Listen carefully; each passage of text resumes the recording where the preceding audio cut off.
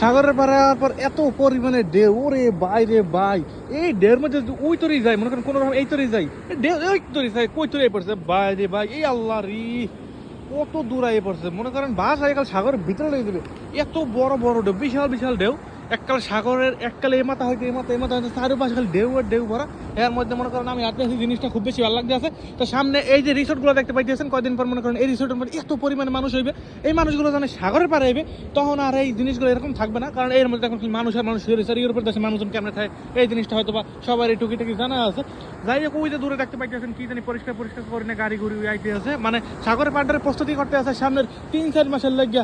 অনেক অনেক মানুষ এই যে খাটতে আছে, এই যে জঙ্গল মঙ্গল তো দেখতে পাইতেছেন, এগুলো কয়দিন পরে দেখবেন না, এগুলোর পরিষ্কার করে এককালে এই জায়গা সাফ করে, মানে একদম এলাকাটার পুরা শূন্য বানাই হালাইবে, মানে ময়লা সব হালাই দেবে তার পাশে। তো এই সাগরের পাড়ে কয়দিন পর অনেক সুন্দর সুন্দর ভিডিও পাইবেন আমরা, যদি এগুলো দেখতে চান চ্যানেলটা সাবস্ক্রাইব করতে হবে। বাই বাই সবাইকে।